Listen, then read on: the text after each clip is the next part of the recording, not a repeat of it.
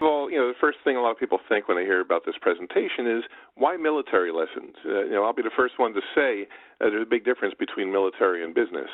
But, if you look at it, as you'll find out, I'll be sharing, nowhere is there a richer source of strategies and tactics for applying limited human resources than in military history. And, we have thousands of years of history of different strategies that we can use.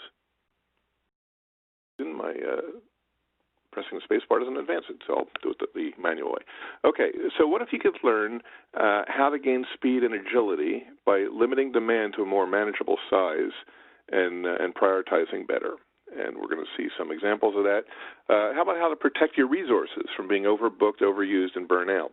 Some of you might recognize this scene from Game of Thrones. If you happen to be a Game of Thrones fan, you'll be in for a little treat because I have little tidbits sprinkled throughout the little, Easter eggs sprinkled throughout the presentation, because they just make perfect examples from the show. And if you don't know the show, that's fine too. Anyway, what if you could learn why multitasking and divide and conquer often backfire?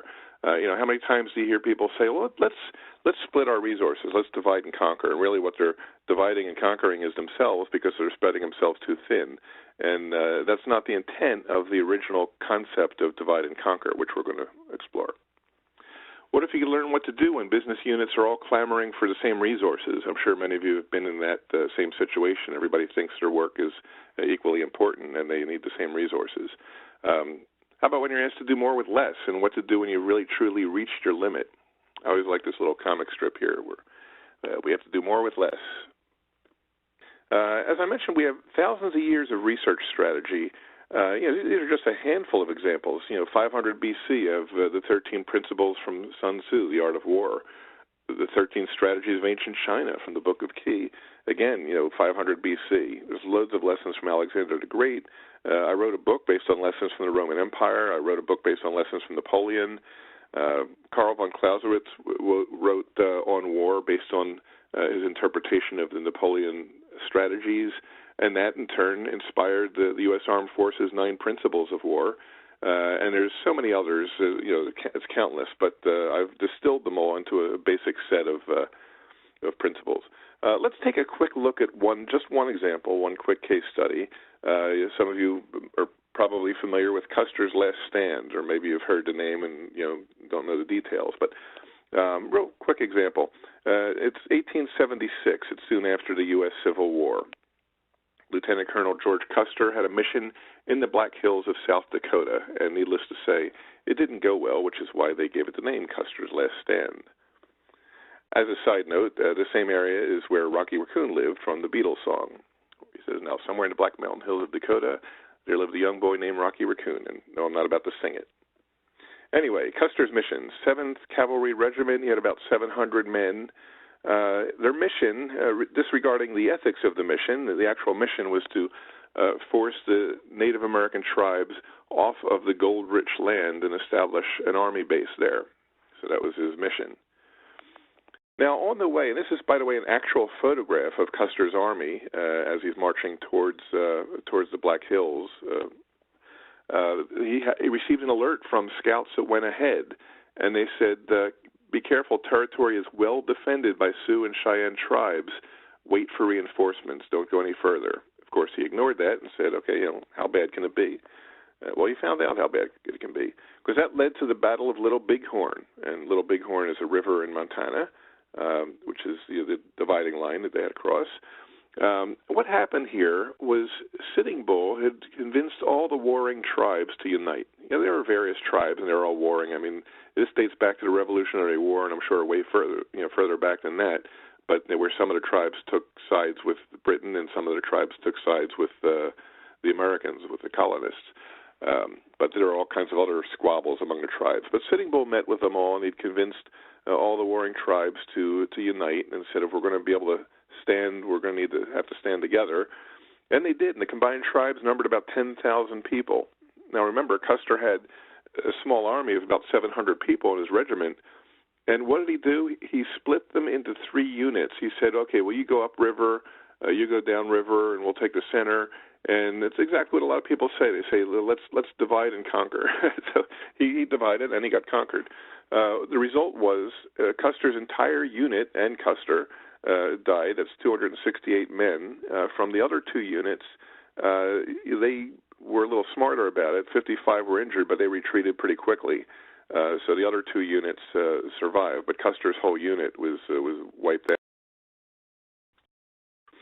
Here, number 1, know what you're up against. Another lesson is don't divide your own forces into too many efforts, or you risk each one failing. Often happens. Do the work when you have the resources to succeed. So build some kind of a resource planning effort into your process when you take on work. Make sure you look at it against the rest of the projects in the portfolio and say, okay, do we have the skills? Do we have the capabilities that we need? When do we have it? And then schedule the work accordingly. And know the difference, of course, between boldness and stupidity. Don't burn people out in the process, because that results in lower productivity. A perennial problem that you see is constrained resources. Everybody has constrained resources. They're trying to get a lot of stuff done. People are, many cases overworked. In many cases, companies are reducing headcount.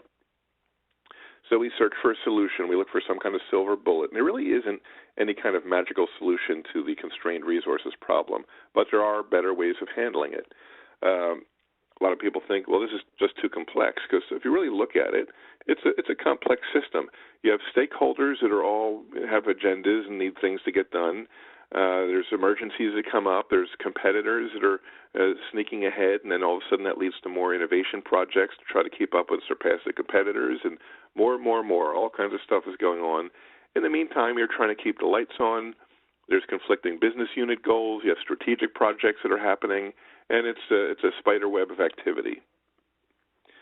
Now, Sun Tzu said, he understood that complex systems have very simple roots. So our goal is to try to distill this to what are the simple roots of trying to address this problem, and how can we approach it.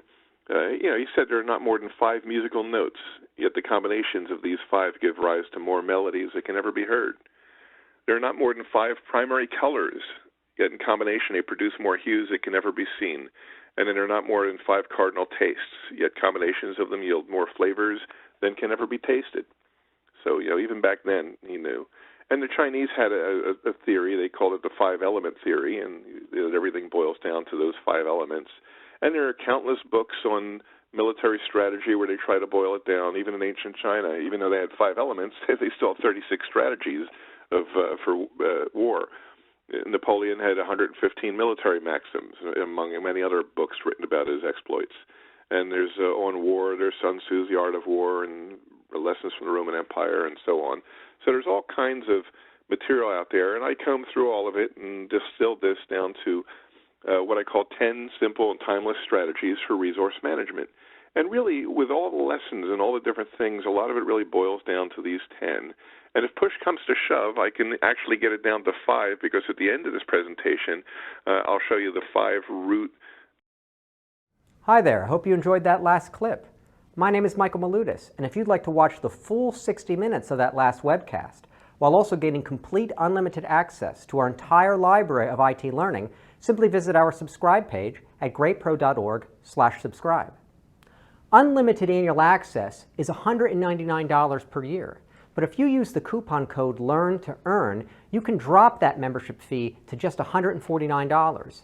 That's less than $13 per month for unlimited access to over 1,000 hours of on-demand career development, covering the entire spectrum of IT management best practices, including business analysis and requirements, software development, quality and testing, risk management, process improvement, project management, and even digital transformation. But your membership doesn't just give you unlimited access to our vast learning library. You also get free access to our mobile app, as well as direct access to our network of over 300 of the world's leading IT consultants, all of whom are dedicated to putting practical knowledge at your fingertips so that you can learn more and earn more. I hope you will join me in becoming a member of the Great IT Professional and advancing your career with us. And if you're on YouTube, don't forget to hit that subscribe button above so that you get notified whenever we publish new free webcasts each week of the year. Thank you for your time and best wishes for your continued success.